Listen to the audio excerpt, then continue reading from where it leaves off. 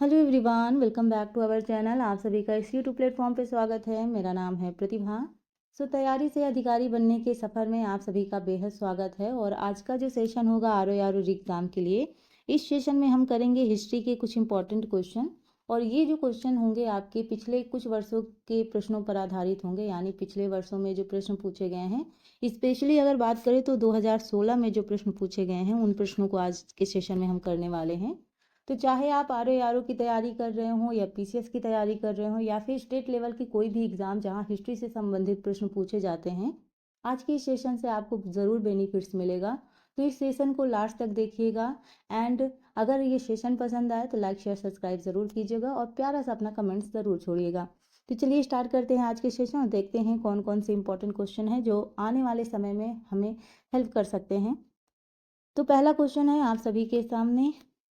Question पूछा गया है कि दिल्ली सल्तनत के किस शासक ने अपने आप को खलीफा घोषित कर दिया। आपके ऑप्शंस हैं बलबन, बी है अलाउद्दीन खिलजी, सी है मुबारक खिलजी और डी है मोहम्मद बिन तुगलक। तो ये रहा आपके सामने क्वेश्चन देखिए और आंसर देने की कोशिश करें। और यहाँ अगर हम राइट आंसर की बात करेंगे तो जो आपका राइट आंसर होगा वो होगा मुबारक खिलजी। तो खिलजी वंश के शासक थे मुबारक खिलजी। और इनके अगर नेचर की बात करें तो इनका नेचर थोड़ा सा अलग था, यानी अगर बात करें तो स्त्रियों के कपड़े पहनकर दरबार में आना इन्हें बड़ा पसंद था। और इनका जो कार्यकाल रहा वो रहा आपका 1316 से लेकर 1320 तक। ठीक है। और सबसे इम्पोर्टेंट बात अगर इनके बारे में बात की जाए तो अलाउद्दीन खिलजी द्वारा जो बाजार नियंत्रण शुरू किया गया था, तो ये जो मुबारक खिलजी हैं इन्होंने इसको समाप्त कर दिया था। तो इनके अगर पूरे नाम की बात करेंगे तो पूरा नाम है इनका कुतुबुद्दीन मुबारक खिलजी। ठीक है। जो दिल्ली सल्तनत के खिलजी वंश के शासक थे। तो ये रहे इंपॉर्टेंट चीज़ें। बात करते हैं नेक्स्ट क्वेश्चन की। नेक्स्ट क्वेश्चन है क्वेश्चन नंबर 2। निम्नलिखित युद्ध पर विचार कीजिए तथा उन्हें उनके काल क्रमानुसार व्यवस्थित कीजिए। आपके ऑप्शंस हैं कन्नौज का युद्ध, चंदेरी का युद्ध, सी है तालिकोटा का युद्ध और डी है चौसा का युद्ध। तो अगर आपको इनका डेट वाइज पता है कि कौन सा युद्ध किस सन में हुआ था तो आप आराम से बता ले जाएंगे। इनको थोड़ा सा छोटा कर देती हूँ ताकि आपको चारों ऑप्शन आराम से दिखें। ठीक है। आई होप आपको दिख रहे होंगे। तो कभी कभी होता है ना कि पीडीएफ के फॉर्म में लो तो क्वेश्चन आगे पीछे हो जाता है, बट एनीवेज कोई दिक्कत की बात नहीं है। ठीक है। तो यहाँ अगर हम राइट आंसर की बात करेंगे तो सबसे पहले देखते हैं कि जो कन्नौज का युद्ध हुआ था वो कब हुआ था। तो वो हुआ था 1540 में। ठीक है। वहीं अगर हम बात करें चंदेरी के युद्ध की तो आपका जो चंदेरी का युद्ध हुआ था वो 1528 में हुआ था। तालिकोटा के युद्ध की बात करें तो 1565 में। अब वहीं अगर हम बात करें आपके चौसा के युद्ध की तो चौसा का युद्ध हुआ था 1539 में। तो इस तरीके से आपको डेट मालूम हो गई और अगर आपको डेट पता है तो आराम से आप सीक्वेंस लगा सकते हैं। ठीक है। तो देखिए मैं बताती हूँ इसका सीक्वेंस क्या होने वाला है। सबसे पहले होगा आपका चंदेरी का युद्ध। ठीक है। जो आपका है 1528 में। उसके बाद आपका आएगा चौसा का युद्ध। ठीक है, दूसरे नंबर पे। जो आपका कब है 1539 में। फिर आपका होगा कन्नौज का युद्ध तीसरे नंबर पे, जो आपका है 1540 में। और अगर हम डी की बात करें तो आपका होगा चौथा है आपका तालिकोटा का युद्ध, वो होगा 1565 में।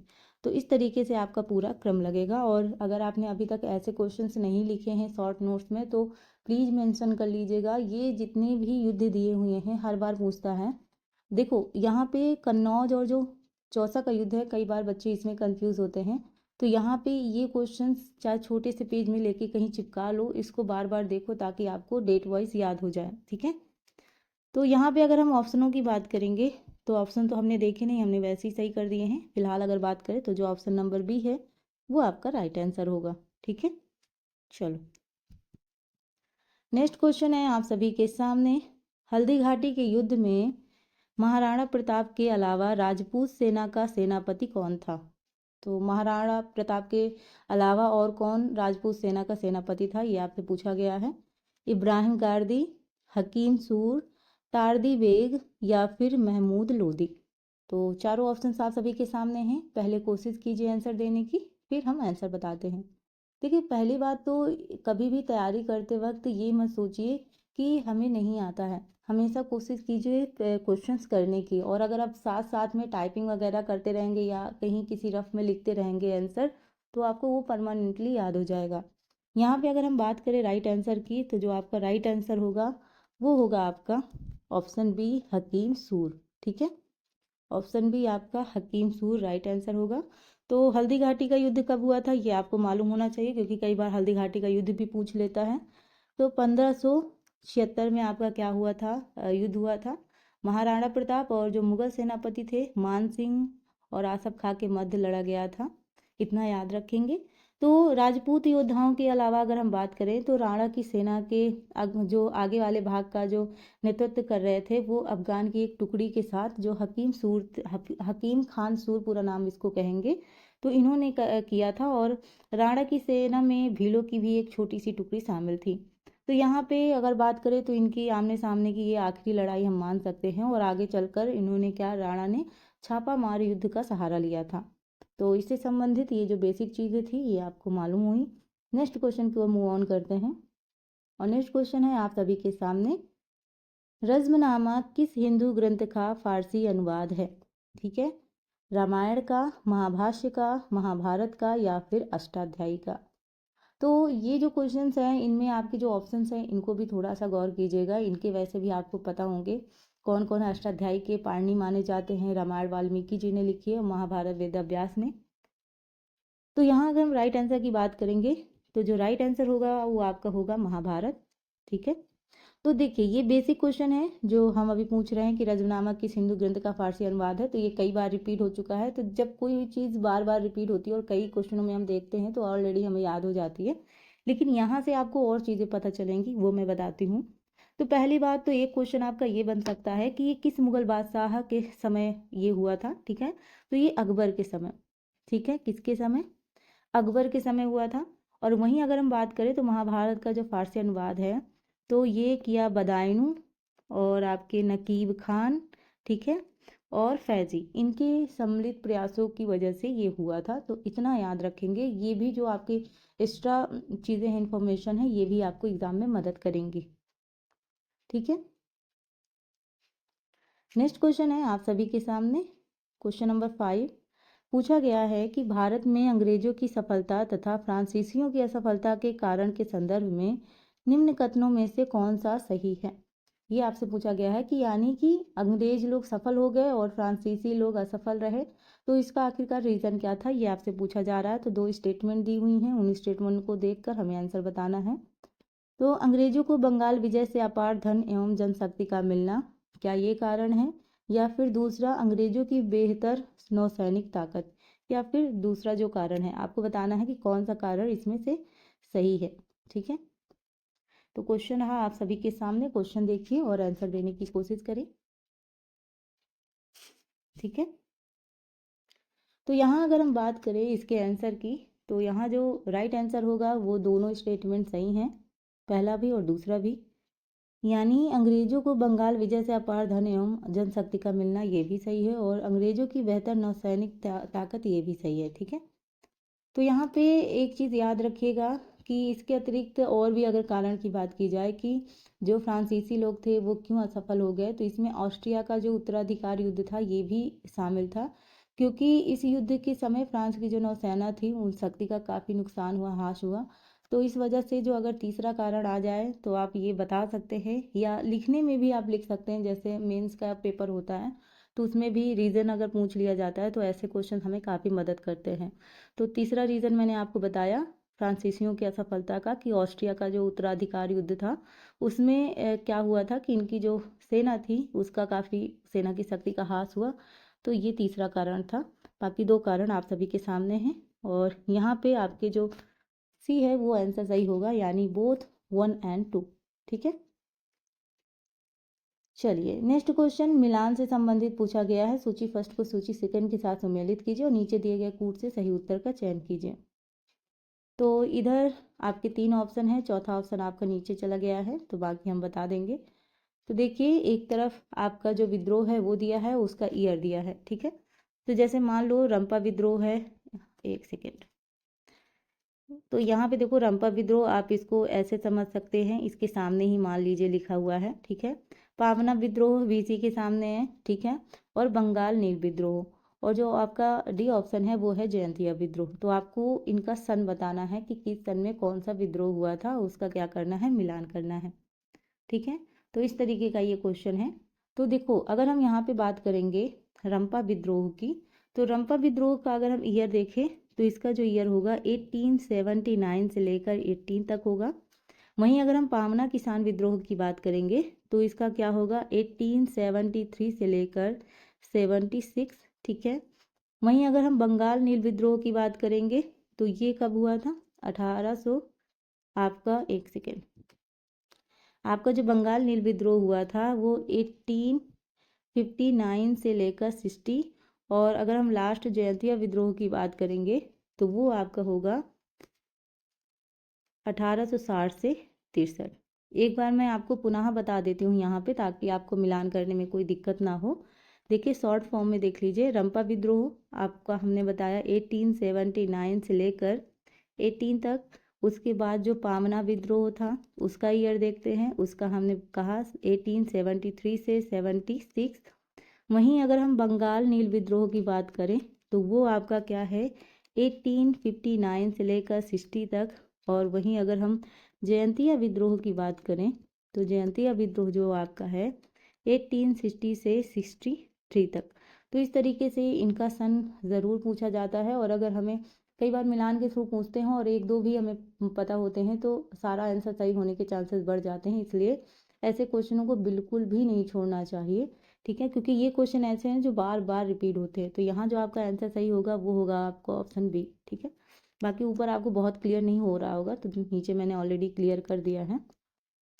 नेक्स्ट क्वेश्चन पूछा गया है कि लाठी क्लब की स्थापना निम्नलिखित में से किसने की थी, ठीक है। लाठी क्लब की स्थापना निम्नलिखित में से किसने की थी, भगत सिंह, लाला लाजपत राय, बाल गंगाधर तिलक या फिर बिपिन चंद्र पाल, ठीक है। तो क्वेश्चन देखिए और आंसर दीजिए, इसका राइट आंसर क्या होगा। तो यहाँ अगर हम बात करें लाठी क्लब की तो लाठी क्लब की जो स्थापना वो बाल गंगाधर तिलक द्वारा हुई थी, ठीक है, बाल गंगाधर तिलक। तो यहाँ पे आप जानते हैं कि जो बाल गंगाधर तिलक हैं ये युवाओं को बहादुर और स्वतंत्रता के लिए लड़ने के लिए सक्षम बनाने के लिए इन्होंने क्या किया था, जो लाठी क्लब था इसके क्या किया, स्थापना की थी। वहीं अगर हम बात करें तो बाल गंगाधर तिलक के बारे में थोड़ा बहुत जाने तो 1856 में इनका जो जन्म हुआ वो महाराष्ट्र में हुआ था, और इन्हें लोकमान्य के उपनाम से भी जाना जाता था। तो तिलक के प्रयासों से यानी बाल गंगाधर तिलक के प्रयासों से जो दक्कन एजुकेशन सोसाइटी थी और फर्ग्यूसन कॉलेज इनकी भी स्थापना हुई थी। तो कई सारी चीज़ें हैं इनके बारे में जानने के लिए। फिलहाल अगर हम कुछ और इम्पोर्टेंट चीज़ें बात करें तो जब तिलक मांडले जेल में थे, कौन से जेल में, जब मांडले जेल में थे तब उन्होंने गीता पर टीका लिखी थी, गीता रहस्य। ये भी कभी पूछा जा सकता है तो मालूम होना चाहिए, ठीक है। बाकी जो गणपति महोत्सव है और शिवाजी महोत्सव है इन्होंने ही प्रारंभ किया। तो इतनी चीज़ें आपके लिए इम्पोर्टेंट थी। तो क्वेश्चन नंबर 7 का आंसर है आपका ऑप्शन सी, ठीक है। नेक्स्ट क्वेश्चन है, यहाँ पे भी आपको मिलान करना है, दो सूचियाँ दी हुई हैं, आपको मिलान करना है। तो यहाँ मैंने इसलिए थोड़ा सा छोटा लिखा हुआ है ताकि क्योंकि ये क्वेश्चन एक पेज पे आ नहीं रहा था, तो आपको अच्छे से बताने के लिए मैंने इसको थोड़ा सा इस फॉर्म पे लिखा है। तो देखिए एक तरफ दिया हुआ है इंडियन सोसाइटी एसोसिएशन, ठीक है, दूसरा है पूना सार्वजनिक सभा, सी है बम्बई प्रेसिडेंटी एसोसिएशन, और डी है मद्रास महाजन सभा, ठीक है। तो ये चारों ऑप्शंस हैं आप सभी के सामने। तो यहाँ पे आपको मिलान करना है, ठीक है। तो देखो इन इंडियन एसोसिएशन की अगर बात करें तो यहाँ पे इसका जो मिलान होगा वो होगा सुरेंद्र नाथ बनर्जी। वहीं अगर हम बात करें पूना सार्वजनिक सभा की तो यहाँ पे जो इसका मिलान होगा वो होगा महादेव गोविंद रनाडे। और अगर हम बात करें बम्बई प्रेसिडेंसी एसोसिएशन की तो इसका जो मिलान होगा वो होगा अशोक मेहता, ठीक है। और यहाँ पे मद्रास महाजन सभा की अगर हम बात करेंगे तो पी आनंद चार्लू, तो इसका जो होगा वो होगा पहला, ठीक है। इस तरीके से आपका क्या होगा, पूरा मिलान होगा, ठीक है। तो यहाँ पे अगर हो तो मैं और शॉर्ट फॉर्म में आपको बता देती हूँ लिख के, ठीक है। देखिए अगर हम इंडियन एसोसिएशन की बात करें, इंडियन एसोसिएशन की, तो इनके होंगे सुरेंद्र नाथ बनर्जी, ठीक है। और यहाँ पे अगर हम बात करें पूना सार्वजनिक सभा की, तो इसका होगा महादेव गोविंद नरांडे। महादेव लिख देती हूँ, ठीक है। महादेव आपकी एग्ज़ाम में आपकी मदद करें। बम्बई में अगर हैं तो यहाँ पे होगा आपका फिरोज शाह मेहता, ठीक है।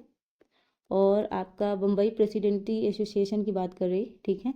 वहीं मद्रास महाजन सभा की अगर मैं बात करूं तो मद्रास महाजन सभा का होगा आपका पी आनंद चारलू। तो इस तरीके से आपका क्या होगा, मिलान होगा, और आपका जो राइट आंसर होगा वो होगा ऑप्शन ए, ठीक है। चलिए नेक्स्ट क्वेश्चंस की बात करते हैं। तो नेक्स्ट क्वेश्चंस भी आपको मिलान से संबंधित ही है, ठीक है। पूछा गया है कि निम्नलिखित में से कौन सा सही सुमेलित नहीं है। एक तरफ दिया है ऑर्गेनाइजेशन यानी संगठन, और दूसरी तरफ उस संगठन से संबंधित व्यक्ति का नाम। तो आपको बताना है कौन सा उस संगठन से संबंधित नहीं है। तो यहाँ आपके 4 ऑप्शंस हैं। थोड़ा सा मैं इसको छोटा कर देती हूँ ताकि आपको अच्छे से दिखाई दे, ठीक है। तो ये रहे आपके ऑप्शंस, और यहाँ पे एक तरफ दिया हुआ है ऑर्गेनाइजेशन यानी यंग बंगाल आंदोलन, तो बी है बहिष्कृत हितकारिणी सभा, सी है थियोसोफिकल सोसाइटी, और डी है यूनाइटेड इंडियन पैट्रियोटिक एसोसिएशन। तो ये आपके 4 ऑप्शंस हैं, और यहाँ पे बात करें तो आपको बताना है कौन सा किससे संबंधित नहीं है। तो देखो यहाँ पे अगर हम बात करें तो यंग बंगाल आंदोलन के हेनरी विवियन डिरोजरी, ये आपका सही है। बहिष्कृत हितकारिणी सभा की बात करें तो इसका ज्योतिबा फूले ना होकर क्या होगा, डॉक्टर भीमराव अंबेडकर। क्या होगा, डॉक्टर भीमराव अंबेडकर जी, ठीक है। तो ये आपका होगा। थियोसोफिकल सोसाइटी के होंगे कर्नल अलकाट, और वहीं यूनाइटेड इंडियन पैट्रियोटिक एसोसिएशन की बात करें तो होगा सैयद अहमद खान। तो इस तरीके से आपका क्या होगा, मिलान सही होगा। देखिए ये जो लिखा हुआ ना, तो यहाँ पे आ गया, इस वजह से आपको थोड़ा सा आमने सामने में दिक्कत हो रही है, ठीक है। तो आपका जो आंसर है वो है ऑप्शन बी, सही नहीं है, यानी ज्योतिबा फुले के बजाय क्या होना चाहिए था, doctor Bhimrao Ambedkar ji. Next question है क्वेश्चन नंबर 10। क्या पूछा गया है, इंपीरियल गजेटियर की संकलनकर्ता कौन थे। तो इसके ऑप्शंस हैं Colin Clark, William Wilson Hunter, Charles Elliot, और ऑप्शन जो डी पूछा गया है वो थोड़ा नीचे आ गया है, विलियम डिग्री। तो इन 3 ऑप्शनों में से आपका ऑप्शन सही है, तो इन 3 ऑप्शनों में से आप चूज कीजिए कि आपका जो राइट आंसर होगा वो क्या होगा। तो यहाँ अगर हम बात करेंगे तो इसका जो राइट आंसर है वो है आपका बी, यानी विलियम विल्सन हंटर। ये आपका क्या होगा, सही आंसर होगा।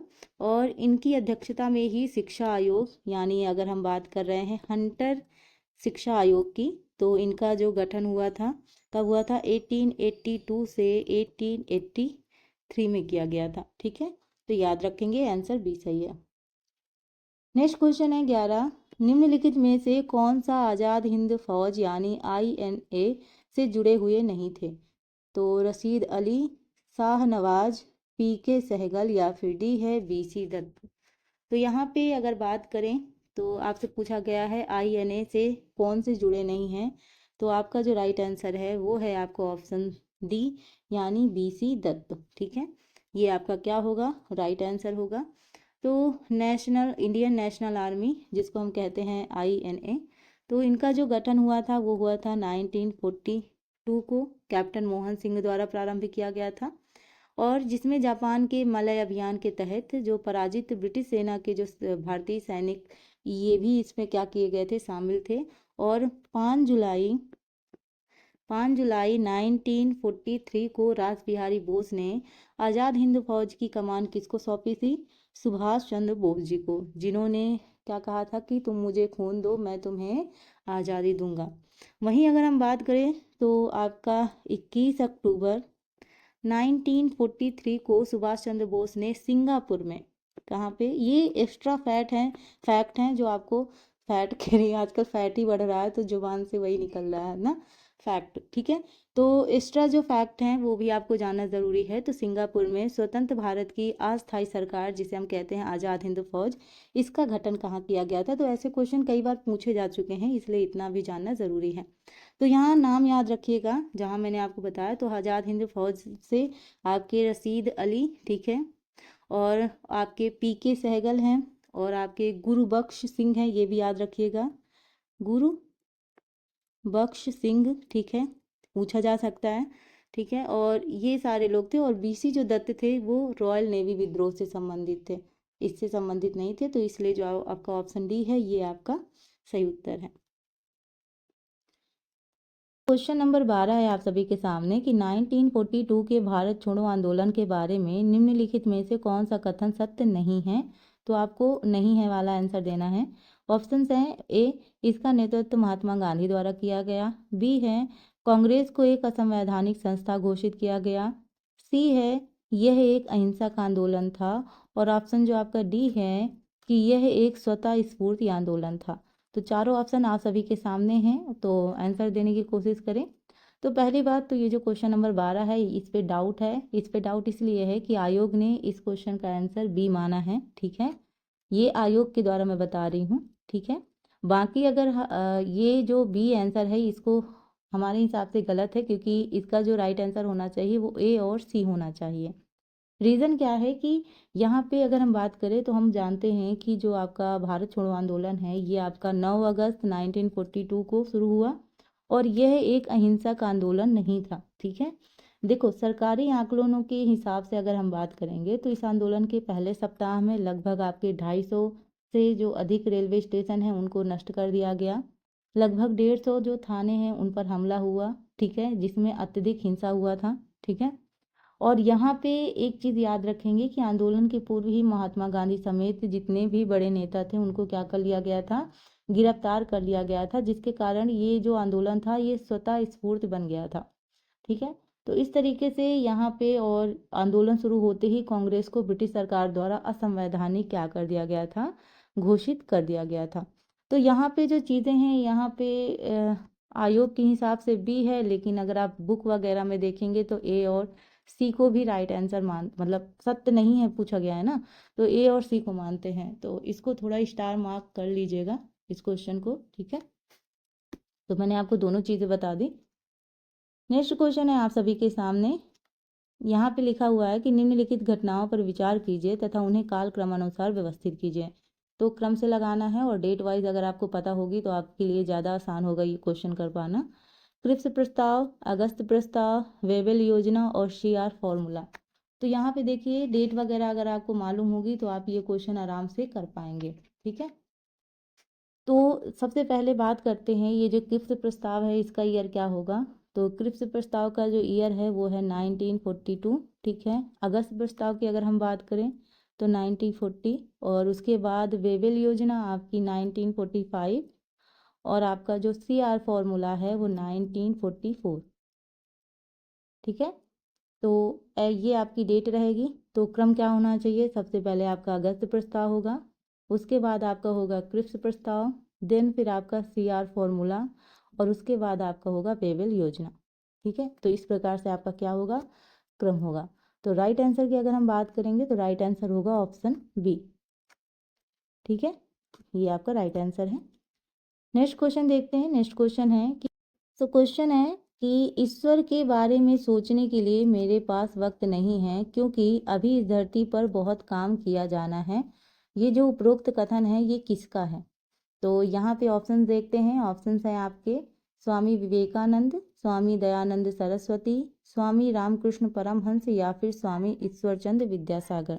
तो थोड़ा इसको छोटा कर देते हैं ताकि आपको चारों ऑप्शन आराम से दिखें। तो इस आंसर की बात करें तो यहाँ होगा स्वामी ईश्वरचंद विद्यासागर। तो इनके द्वारा ये कथन कहा गया, जो एक शिक्षाविद भी थे, समाज सुधारक भी थे, लेखक भी थे, ठीक है। इनके बचपन का नाम है ईश्वर चंद्र बंदोपाध्याय था, ठीक है। और ये संस्कृत भाषा और दर्शन के विद्वान होने के कारण इन्हें विद्यासागर की क्या मिली थी, उपाधि मिली थी। ये बात भी याद रखेंगे। तो इनके प्रयासों से ही जो विधवा पुनर्विवाह है वो कानून 1856 में पारित हुआ था। और ईश्वर के बारे में सोचने के लिए मेरे पास वक्त नहीं है, क्योंकि अभी इस धरती पर बहुत काम किया जाना है। तो ये कथन इन्हीं का था, ठीक है। तो यहाँ नेक्स्ट क्वेश्चन की बात करें तो नेक्स्ट क्वेश्चन आपका ज्योग्राफी का है, जिसकी हम ऑलरेडी अलग से सेशन ले रहे हैं, तो ज्योग्राफी को छोड़ देते हैं। ज्योग्राफी की जो क्लास होगी वो आपका अलग से ही होगा, जहाँ पे हम हिस्ट्री अलग से करेंगे, पॉलिटी अलग से, और ज्योग्राफी अलग से। फिर क्या होगा कि हम लास्ट टाइम सारी चीज़ों को मर्ज करके फिर रिवीजन क्लास करेंगे। तो इस तरीके से अगर हम क्वेश्चन तैयार करेंगे तो हमारी जो सब्जेक्टिव वाइज चीज़ है वो भी हमारी रेडी हो जाएगी। सो ये रही आज की क्लास। आई होप आप सभी को पसंद आया होगा। मेरी लगातार कोशिश यही है कि आपके आर ओ के लिए मैं लगातार वो सारी चीज़ें आपको प्रोवाइड करूँ जिनकी ज़रूरत है इस वक्त आपको। जैसे यूपी स्पेशल है, करंट अफेयर्स है, सब्जेक्टिव वाइज जो आपके टेस्ट हैं उनको कराने की कोशिश हो रही है। और यहाँ पे जैसे कि हम 5 PM पर आते हैं हमेशा, तो यहाँ हमारी कोशिश ये भी है कि अब कम से कम एक दिन में आपके 2 सेशन आए जहाँ पे आपको हिंदी और जो आपकी जर्नल स्टडीज़ है दोनों चीज़ें आराम से कवर हो पाएँ। तो कोशिश है, आपका सपोर्ट रहा तो ये भी चीज़ हो पाएगी और हम आपके लिए तैयार हैं। बस आपको क्या करना होगा, हमारे चैनल से जुड़ के लाइक ज़रूर कीजिएगा अगर आपको ये सेशन पसंद आए। ठीक है, मैं बहुत ज़्यादा ज़ोर नहीं देती हूँ आपको इस चीज़ के लिए कि लाइक कीजिए, सब्सक्राइब कीजिए, लेकिन बेसिकली थोड़ा सा मोटिवेशन की ज़रूरत जैसे आपको होती है वैसे हम लोग को भी होती है। तो मोटिवेशन के लिए थोड़ा सा अगर आप कर देंगे तो मुझे भी खुशी होगी। एनीवेज, मिलते हैं अपने नेक्स्ट क्लास में। Thank you for watching. Bye bye.